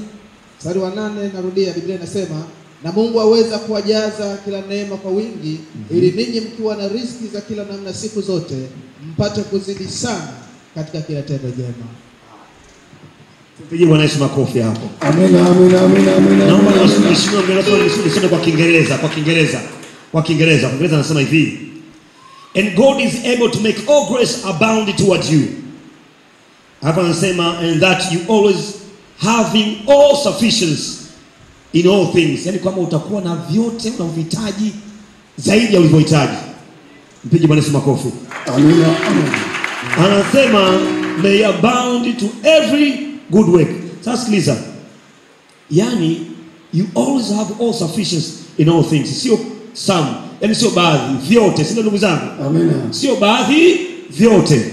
Mpigie Bwana Yesu makofi. Nadhani tumeelewana sasa. Sasa mimi nauza hii hapa. Anataka kununua yeye, ananiambia anaanza shilingi ngapi? Mpaka ziishe. Kama tutakuwa muda Mheshimiwa Rais na mambo mengi, mengine ya kitaifa. Bwana asifiwe. Amina. Bwana asifiwe. Amina. Anatangaza shilingi ngapi? Nianze shilingi ngapi kuuza hii shilingi ngapi? Tamka tu shilingi ngapi? Jamani mko na sisi? Shilingi ngapi mzee wangu? 10,000. Haya 10,000 pale mara kwanza. Mwingine? Bwana asifiwe. 10,000 ya kwanza. Mwingine? Twende. 10,000. 100,000 kwa askofu. 100,000 kwa askofu, makofi. 100,000 kwa askofu. 100,000 top, naomba niweke hapa hivi. 100,000 mimi 100,000 hii. Mheshimiwa Gasmi, naendelea. Naanza tena 10,000 nyingine. Pata tumepata 10,000. 100,000 jumlisha 10,000 jumlisha 10,000. Maana 100,000 na ngapi? Na 20. Haya 10,000 nyingine hiyo. 10,000 nyingine hiyo. Ananiita nini yule kule? Ndio kijana wangu. 15,000. 15,000. Mara ya kwanza 15,000. Ndio unatabasamu, unanipa kama mamangu. Mwenye miwani ametabasamu mwenyewe. Niambie shilingi ngapi unanipa? 50,000. Haya 65,000, 50,000. Asante. Anayekufuatia hapo, anacheka mwenyewe. 60,000. Wana unajumlisha jamani? Haleluya. 60,000, 15,000 ngapi zimefika hizo? 100,000 si ndio? 60,000, 15,000. Umesema 50,000. Wala makofi kwa Bwana Yesu. Hivi mwenyewe. Mbona mnataka kumdanganyisha Yesu jamani mbele ya mgeni rasmi? 100,000 pale sio? Na wewe mama umesema shilingi ngapi? 50,000. 50,000 160. Lakini 60 nilisha 15,000. Mtazamaji wa Global TV Online, ni harambee sasa Ngapi? ikiwa Hii hapa imeingia. ni kwa ajili ya ujenzi wa hostel za wachungaji katika kanisa hili la Pentecoste Motomoto Boko, Dar es Salaam. Harambee hii imeongozwa na katibu mwenezi ndugu Shaka Hamdu Shaka, ikiwa amepewa maagizo na Mheshimiwa Rais wa Jamhuri ya Muungano wa Tanzania Rais Samia Suluhu Hassan, akiwa ametoa mchango wa milioni 5. 10,000 nyingine. kama kuchangia ujenzi wa hostel za kanisa hili, na sasa anaendelea kuongoza DC Gondwe akiwa anauza pesa 10,000 kama unavyosikia watu wananunua 10,000 kwa 100,000, na ujenzi hakika utaendelea. Michango mbalimbali nazidi kutolewa hapa na watu mbalimbali, wadau mbalimbali kutoka madhehebu mbalimbali. Nikukumbusha kwamba naitwa Steven Nchebe na nyuma ya kamera yupo Hussein Manane. Mnaanzia hapo mzee. Wewe mzee. Mstari wa pili. Mstari wa acha kuja na mheshimiwa Shaka. Huo wa pili. Yes, wewe hapo naanza. Sasa naanza mmoja mmoja. Wengine wanasema mheshimiwa Shaka naye umetuletea nani mkuu wa wilaya huyu? Tugusa wote ndio pokea upako ili Mungu akuongezee. Yes, mzee pale. 500,000 mzee, 500,000. Oh, hallelujah. 500,000 na ngapi? Na 10,000 si ndio? Na ile pale kimoja imefika shilingi ngapi? 600,000 sio? 600,000 na 10,000. Mheshimiwa mgeni rasmi, 600,000 na 10,000 hizi hapa. Usisahau taja jina lako na taja yes. Haya. Anafuatia pale kiongozi.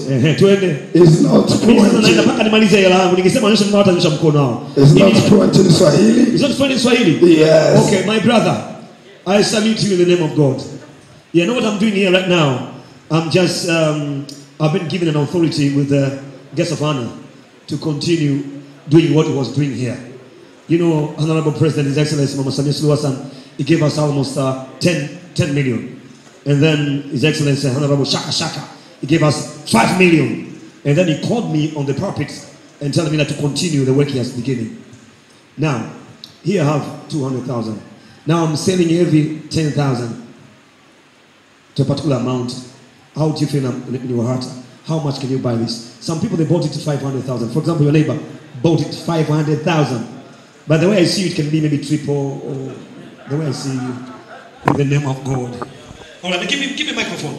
Tell us your name and how much can you buy this 10,000? Mtazamaji wa Global TV Online, nikukumbushe kwamba Rais wa Jamhuri ya Muungano wa Tanzania amechangia milioni 10 katika ujenzi wa kanisa hili la Pentecoste Motomoto, ikiwa ni mchango wa kujenga hostel za wachungaji, akiwa amewakilishwa na Shaka Hamdu Shaka, katibu mwenezi wa Chama cha Mapinduzi, na yeye akiwa amechangia milioni 5 kama katibu mwenezi, na hivi ndivyo harambee bado inaendelea. Hapa si ndio?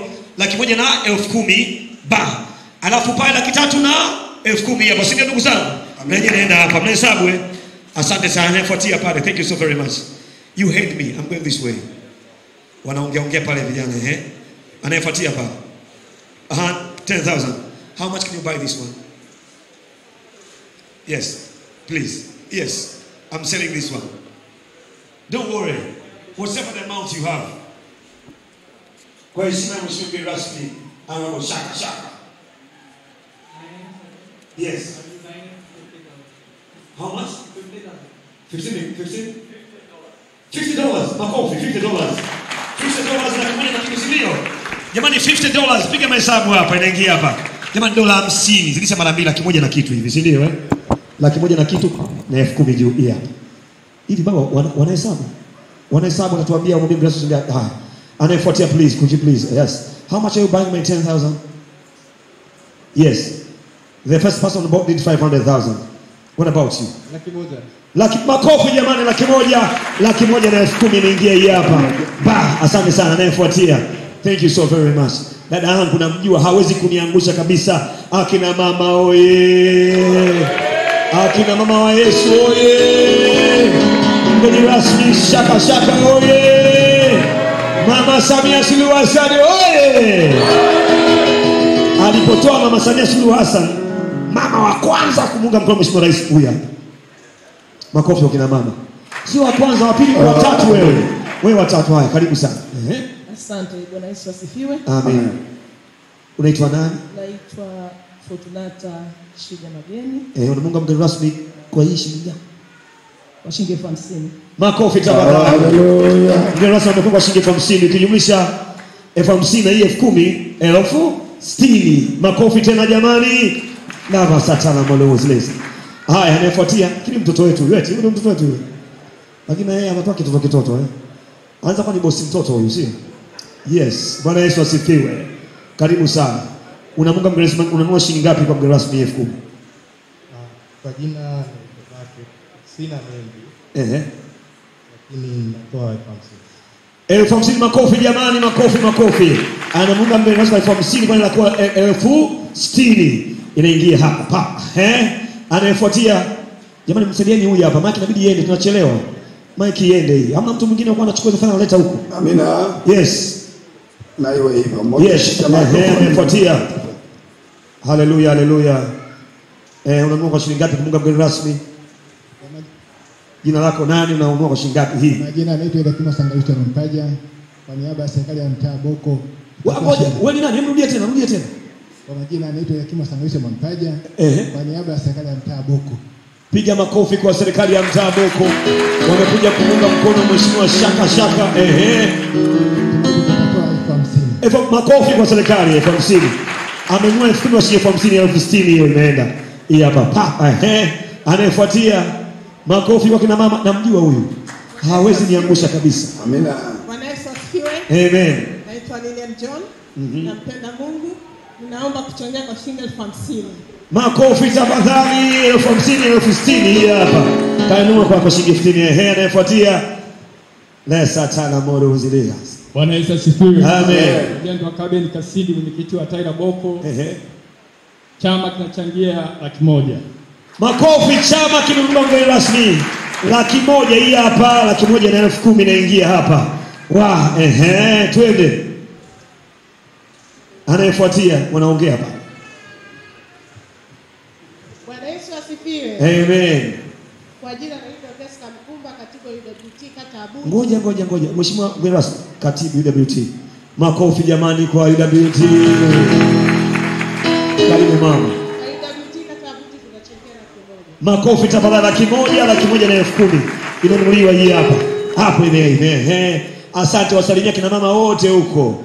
Asante sana Mbona wewe mzee kama kwa nini microphone? Ianze kwa baba au ndio baba na mama sio? Akina mama yaani mama mwenye nyumba anaongea. Unajua mjini mheshimiwa mgeni rasmi mjini hamna mama mwenye gari. Kuna mama mwenye nyumba. Bwana Yesu asifiwe. Amen. Naitwa Mama Makanga. Nachangia 100,000. Mnanunua iko 100,000 sio? 100,000 mnanunua 10,000 kwa 100,000 hii hapa. Anayefuatia. Mpe yule anayefuatia haya baraka. Mimi nataka hii kempo ile baraka hii hapa. Yote unaotoa kwa Mungu, wewe usikie neno la Mungu bwana. Bwana Yesu asifiwe. Sema unanunua shilingi ngapi kwa shilingi ngapi? Bwana Yesu asifiwe sana. Amen. Kwa jina mimi naitwa Michael Elieza. Nachangia shilingi 5,000. Mbona sasa kwa 5,000 ameshinga 5,000? Na anamunga mkono. Hii na kapi hii hapa. Naona hii hapa. Naomba niweke hapa. Niweke hii. Na niweka tu kwanza hapo hivi. Bwana Yesu. Hii hapa nyingine nunua Mimi naitwa Katus Ntagata. Ndio. Nitatoa 5,000. 5,000. Hii hapa. 5,000 inaingia hapa. Inaingia hapa. Haya, anayefuatia. Mbona aje tayari toa 3,000? Asante sana. Anayefuatia mamangu. Unanunua kwa shilingi ngapi hii? 10,000. Bwana Yesu asifiwe. Amen. Kwa majina naitwa Teodora Kisavili Muhagama. Tachangia 120. Makofi jamani, kanua 10,000 kwa 120 na inakuwa 130 hii hapo. Haya. Jamani mpige mahesabu mwishoni mimi mtangazie rasmi. Amina. Bwana asifiwe. Amen. Bwana asifiwe sana. Amen baba karibu. Mimi naitwa Jonathan Samuel hapa.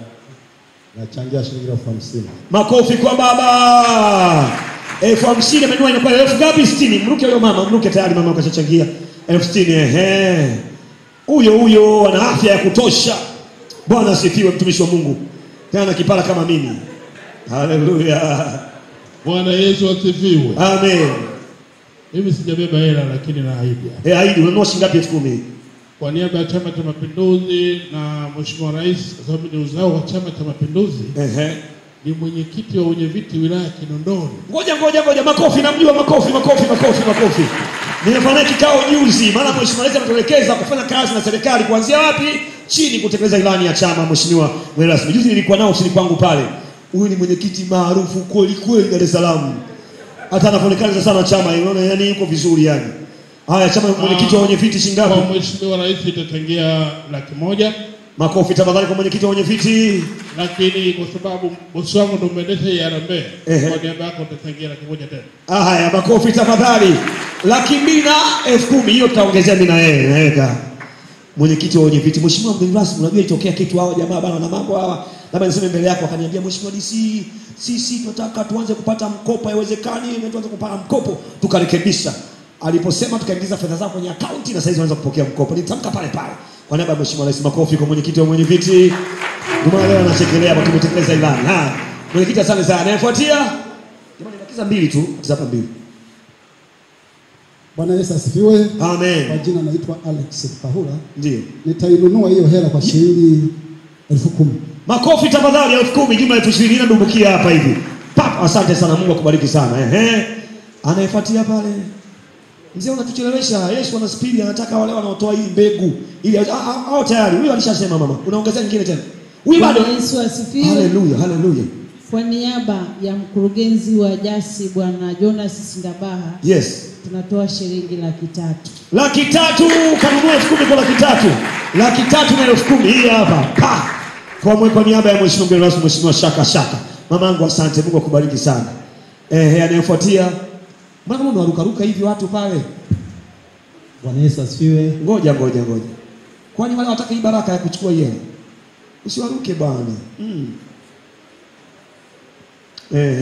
Kwa nini hutaka unafuatia yule pale? Mamangu karibu, nataka kunyime hii baraka mbele ya mgeni rasmi. Kweli jamani? Amen. Makofi jamani kwa shilingi 50,000, makofi tafadhali. 50,000. Sasa hii imeingia hapa 50,000, 60,000. Mheshimiwa mgeni rasmi nachukua 10,000 ile hapa. Hii 10,000 na 5,500 mbili jumla 10,000. Haya brother. Na unanunua shilingi ngapi kuongezea? Bwana Yesu asifiwe. Amen. Naitwa Jacob Mwaigaga, nanunua kwa shilingi 50,000. Makofi kwa Jacob kwa shilingi 50,000. Mheshimiwa mgeni rasmi. Bwana Yesu asifiwe. Tunaendelea sio? Mungu wako niongezee langu lingine, si ndio? Mpaka zimeisha hapa 200,000 na kitu hapa. Mheshimiwa ngani niongezee zingine mpaka niwe iishe kabisa huko ndani. Ngoja hesabu na shilingi ngapi hapa mheshimiwa kwa heshima yako mheshimiwa rasmi. Kanisa moto oye. 1 2 3 4 5. Haya nifika 250. Haya. Wewe unanunua kwa shilingi ngapi ya? Mimi naitwa Mrs. Kishima. Ndio. Mimi na familia yangu kwa 300,000. Makofi tafadhali, 300,000 na 10,000 naingia hapa. Haleluya. Kwa niaba ya mheshimiwa mgeni rasmi, mheshimiwa Shaka. Anayefuatia. Wale mlioko kujua Bwana asifiwe. Mko tayari kumunga mkono mheshimiwa rais? Kumunga mkono mheshimiwa mgeni rasmi Shaka. Na kuja. Haya twende pale. Alafu namjua usimama na kujua wewe. Simama sema. Unamunga mheshimiwa mgeni rasmi kununua shilingi 10,000 hii. Mimi naitwa Amini Anthony Jeni, nitachangia shilingi 100,000. Asante. Makofi tafadhali, 100,000 na 10,000 hii hapa. Haleluya. Haya tuendelee. Mike hiyo na nani? Tuendelee. Amina. Mimi na 10,000. Ananunua iko shilingi 10,000. Makofi kwake, maandike pale imekuwa 20,000. Hii hapa. Tuendelee. Naomba tutaje majina, Naitwa Upendo Patrick, nitachangia 50,000. 50,000 inafika 60,000. Upendo. Hii hapo. Anayefuatia. Basi mwache mtumishi wa Mungu tuendelee mbele. Endelea mbele usiongeze, nampe mwingine anayefuatia. Haleluya. Bwana asifiwe. Amen. Naitwa mchungaji Shama. Karibu mchungaji. Mimi na mke wangu tutatoa shilingi 100,000. Natanguliza 50,000 sasa hivi. Makofi tafadhali. 100,000 na 10,000. Mpigie Bwana Yesu makofi. Mbona hayatoshi? Mpigie Bwana Yesu makofi. Makofi kwa mheshimiwa rais tafadhali mengine. Na makofi 3 kwa mgeni rasmi twende. Mheshimiwa mgeni rasmi, Nilikuwa naweka chachu tu hii kwa kazi ulionipa ya kuweza kumunga mkono Mheshimiwa Rais ambaye umekuja na umemwakilisha. Na sisi tuko ulayani hapa kuwakilisha ninyi viongozi. Nikasema tu nianze tu mwanzoni, ingawaje sijamaliza upande huu, na ningependa naendelee au tuendelee? Nimalize. Tuendelee. Bila sababu sako nimalizika upande wake hivi.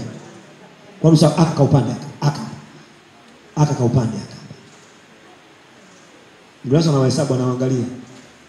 Kwa nimalizika upande aka Mheshimiwa kwa sababu ndio Mheshimiwa aka ka upande aka. Basi naomba mstari mmoja. Ule mstari ule pale kule mwenye huyo nianzie hapo au tu nimalizie huo mstari mmoja. Ambao ni sawa sana shilingi 50, 1 2 3 4 5 6 60. Tuanzie pale. Bwana Yesu asifiwe. Amen. Mimi naitwa Elidadi Likomba, natokea Morogoro. Ninachangia shilingi 100,000 mimi na ninachangia shilingi 100,000 kwa ajili ya mama yangu pale. Haya. 200,000 hizo zinaingia hapo. Jina lako nani? Asante. Iendelee kwa pale vile. 10,000 yangu unakuwa shilingi ngapi ile 10,000 yangu? Bwana Yesu asifiwe. Amen. Mimi kwa jina ninaitwa Leonard Mtamia. Yes. 10,000 yako nitainunua kwa shilingi 20,000. Karibu 30 naingia kuandika. Na mimi 10,000 mkatoa hiyo. Na Mungu akuwa Mheshimiwa mgeni rasmi. Twende Amina. Bwana Yesu asifiwe. Amen. Mimi naitwa Mama Mchungaji Imani Jacobo. Tutatoa shilingi 50,000. Haya 50,000 60,000. Inaingia hapa ile 10,000 yangu. Twende. Bwana Yesu asifiwe. Amen. Kwa jina naitwa Felista Exaveli. Natoa shilingi 10,000. Haya 10,000 yangu ndio 10,000. 20,000 hiyo. Na mimi nitaongeza hapo. Haya twende.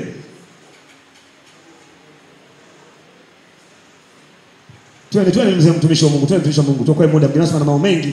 Kubali kiongozi wa kitaifa. Bwana Yesu asifiwe. Amen. Sisi ni mapacha.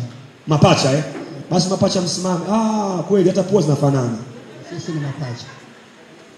Bwana Yesu asifiwe. Amen. Tunaomba tuunge mkono kwa shilingi 1,150,000. 1,150,000 makofi tamana kwa mapacha. Na ile 10,000 yangu 160,000. Wa mwisho pale. Bwana Yesu asifiwe. Amen. Katika ujenzi huu mimi nitachangia 20,000. 20,000 na ile 10,000 yangu 30 pale. Mheshimiwa mgeni rasmi, kwa kazi ulionituma ya awali kama sinarejesha kwako, najua kanisa mbele ya baba askofu wataendelea na michango hiyo kumunga mkono Mheshimiwa mgeni rasmi na baadaye maelekezo ya mgeni rasmi kwa pamoja. Kama sijatoka nikataka kujua kaka mchakato kamefikia shilingi ngapi haka kwetu. Kama sijatamka na mchango kwa niaba ya Mheshimiwa mkuu wa mkoa. Haleluya. Karibu sana. Amen. Ngoja nifanye hesabu kwa dakika moja. Amen. Kwa dakika moja nitamaliza.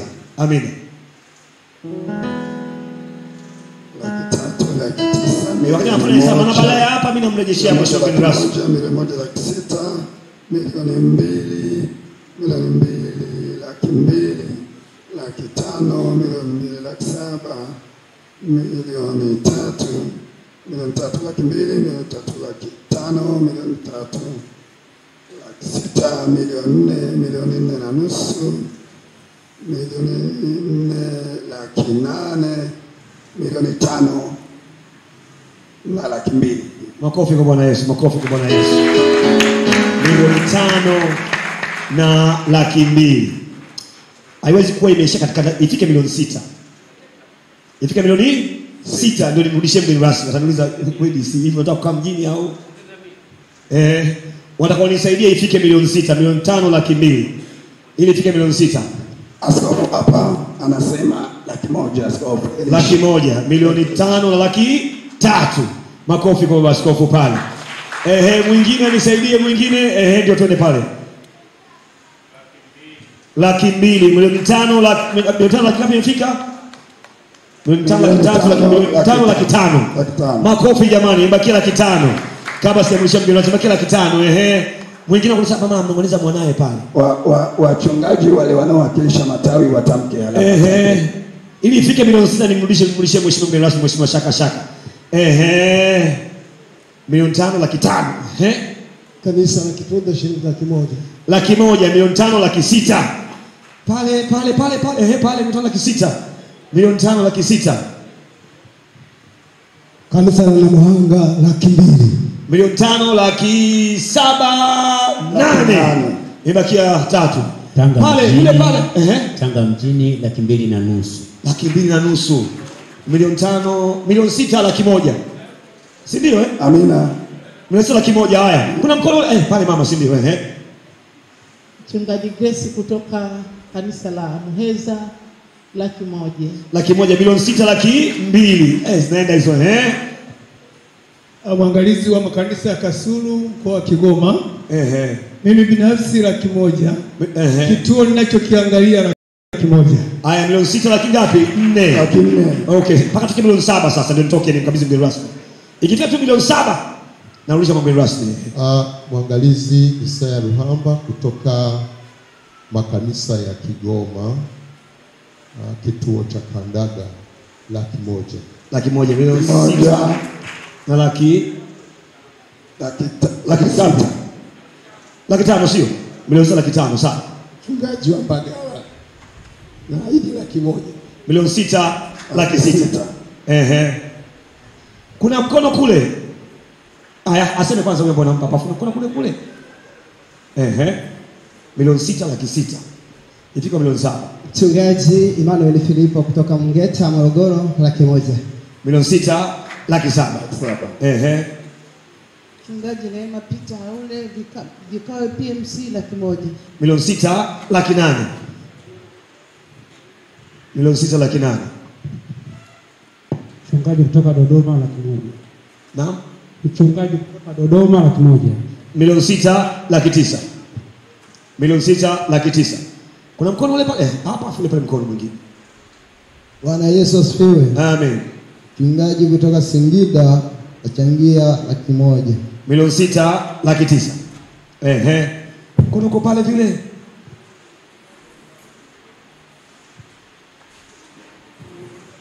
Bwana Yesu asifiwe. Nimesimama kwa mara ya pili kwa sababu nilikuwa nimebeba kofia mbili. Yes. Mimi ni mzee wa kanisa la TMC Tanzania au Methodisti. Na askofu ambaye ndiye mchungaji kiongozi wa kanisa hilo alinituma kwamba nimwakishie 100,000 kama sehemu ya mchango wake. Makofi tafadhali. Shughuli hii.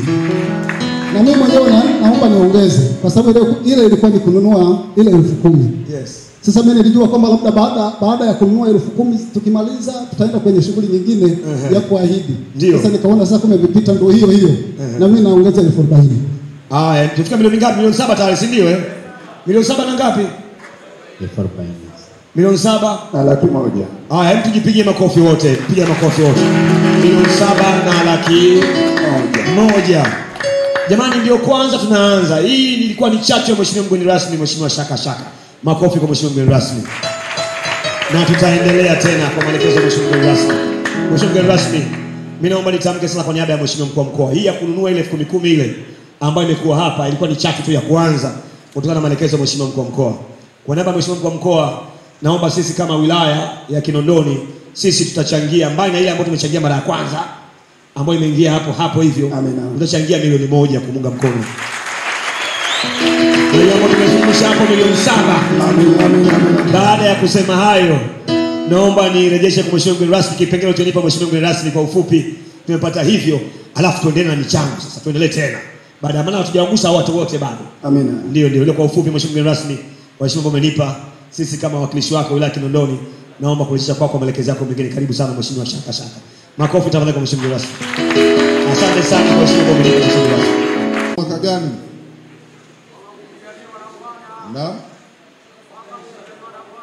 Naam. Nashukuru sana. Baba Askofu, tumekusanya milioni 23.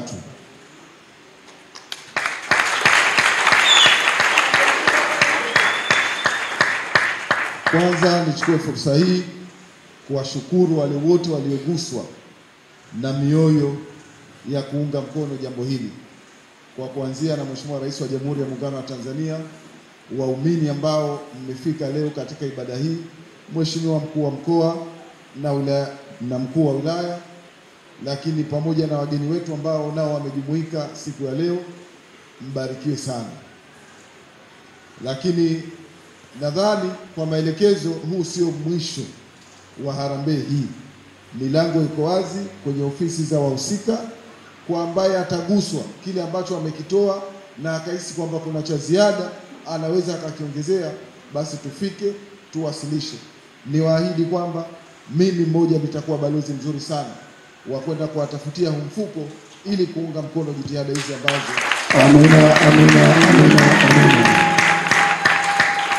ambazo mmezianzisha. Sisi tunaamini kwamba wote kwa imani zetu tunaamini kwamba iko sehemu sadaka hizi zinakwenda na iko siku zitatusaidia huko ambako tunakwenda kwenye safari ndefu ya milele ya maisha yetu.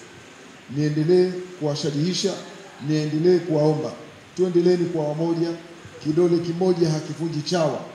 Umoja wetu na mshikamano wetu, hata lisaa halijafika tumechanga milioni 23. Kweli si kweli? Bwana Yesu asifiwe. Na washukuru sana. Mungu ibariki Tanzania, Mungu ibariki Afrika, Mungu mbariki rais wetu Mheshimiwa Samia Suluhu Hassan. Na washukuru sana. Amen.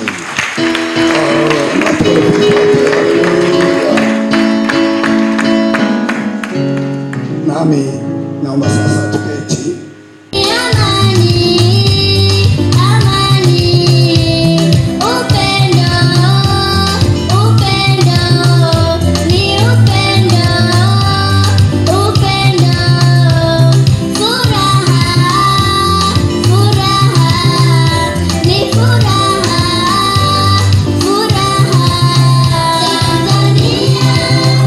Tanzania, nchi nzuri.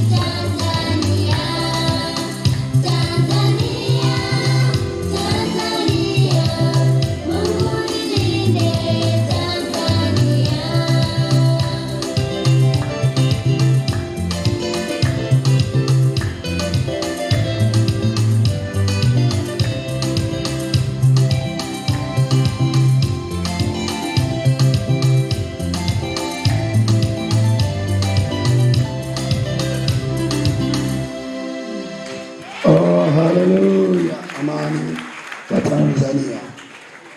Ninaomba askofu wa jimbo la Tanganyika atamke. Tamka, unachangia kiasi gani? Microphone ile pale. Mtoto anachukua shukrani hii mbele za Mungu kwa ajili yako. Bwana Yesu asifiwe. Jimbo la Magharibi itatoa shilingi 500,000 kwa ajili ya ujenzi huu. Yesu asifiwe. Jina la Bwana libarikiwe sana. Jimbo la Tanganyika kule mkoani Kigoma tutachangia shilingi 500,000 na ninaomba nipunguze kabisa shilingi 50,000. Haleluya. Amen. Tunayo zawadi ndogo, lakini hapo nje kuna mwanambuzi wa kuchoma. Mungu akubariki sana.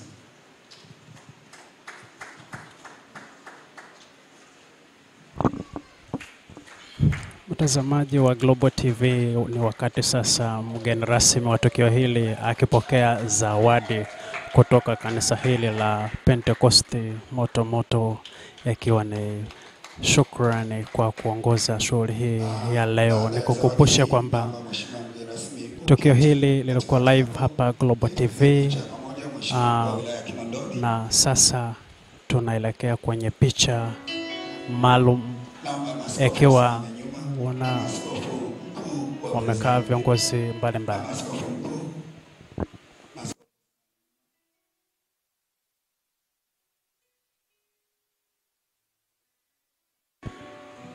Mtazamaji wa Global TV Online, sasa tunavyohitimisha shughuli yetu ya leo ya wakfu katika kanisa hili la Pentecoste Moto Moto Church hapa Boko, Dar es Salaam, ikiwa imeongozwa na katibu mwenezi wa Chama cha Mapinduzi ndugu Shaka Hamdu Shaka. Ni kusihi kuendelea kutufuatilia katika mitandao yetu ya kijamii na endelea subscribe Global TV Online.